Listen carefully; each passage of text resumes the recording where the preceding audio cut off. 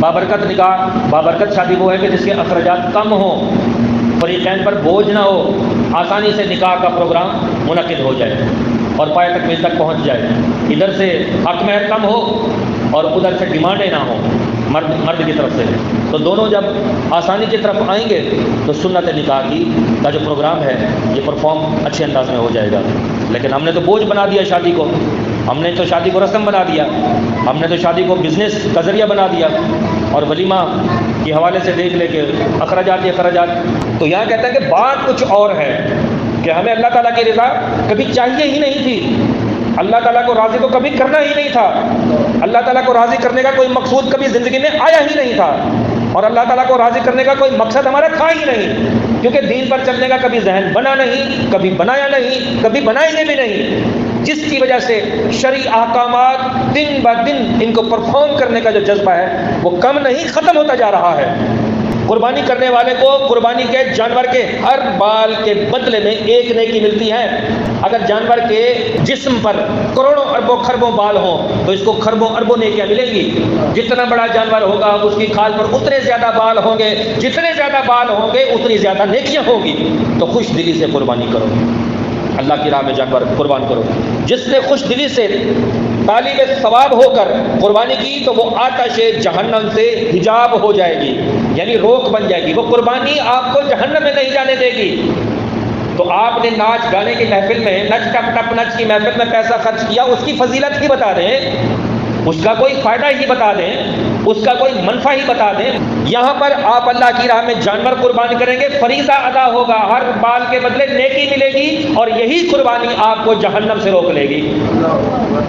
اس سے بڑی فضیلت بندے کو کیا چاہیے؟ کیونکہ بندہ رب کی رضا کے لیے خوش دلی کے ساتھ دین پر نثار ہو کر، دین سے محبت کرتے ہوئے، سنت ابراہیمی اور سنت محمدی کو ادا کرتے ہوئے ادا کر رہا ہے، اللہ بھی خوش ہو رہا ہے، راضی ہو رہا ہے، اللہ اس کو اجر بھی عطا فرما رہا ہے، جہنم سے آزادی بھی عطا فرما رہا ہے۔ اور اے فاطمہ اپنی قربانی کے پاس موجود رہو، کیونکہ اس کے خون کا پہلا قطرہ گرے گا تمہارے سارے گناہ معاف کر دیے جائیں گے۔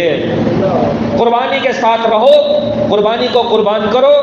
اور اللہ کے نبی فرما رہے ہیں کہ پہلا قطرہ جب قربانی کا گرے گا، خون کا گرے گا، آپ کی قربانی کے جانور کا خون کا قطرہ گرے گا، اللہ سارے گناہ معاف فرما دے گا۔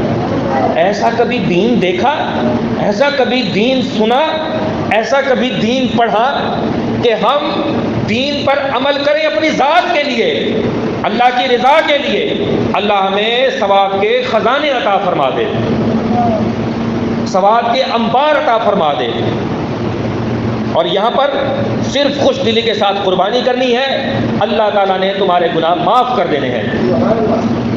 آپ دیکھیں شادی خوشی کا موقع ہے، عید بھی خوشی کا موقع ہوتا ہے، شادی پر دیکھیں شاپنگ سے لے کر جوتا خریدنے تک، جوتا خریدنے سے لے کر کپڑے خریدنے تک، اور بیٹھے تو پیسہ ہے ونجو گھنو شاپنگ کر رہو، خوشی کا موقع ہے، پتر کی خوشی ہے، دھی کی خوشی ہے، ونجو کوئی مسئلہ نہیں، کوئی رعایت نہیں کروانی، جاؤ کپڑے گھنو، جاؤ جوتے لے آؤ، کوئی پوچھ گچھ نہیں ہے۔ جانور لینے جائیں گے نا، میں کہتا ہوں پسینہ پسینہ ہو جائیں گے، اور گھٹ کرو، اور گھٹ کرو، اور گھٹ کرو، اور کم کرو، اور کم کرو، اور کم کرو۔ یار تف ہے تیری زندگی پر، اللہ کی راہ میں قربان کرنا چاہتا ہے، اللہ کی راہ میں اس کو لینا چاہتا ہے، قربانی کے لیے قربان کرنا چاہتا ہے، پھر کیا بھید بھاؤ، کیا رعایت اور کیا یہ؟ اگر ایسا ذہن رکھتا تھا تو اپنے بچے کی شادی پر ہی رعایت کروا لیتا، جوتے کے حوالے سے، کپڑوں کے حوالے سے۔ تو بچے کی خوشی مقصود تھی تو سب بھلا دیا۔ یہاں رب کی خوشی مقصود نہیں ہے، یہاں رب کی خوشی مقصود ہے ہی نہیں، جبھی تو سب کچھ بھلا دیا۔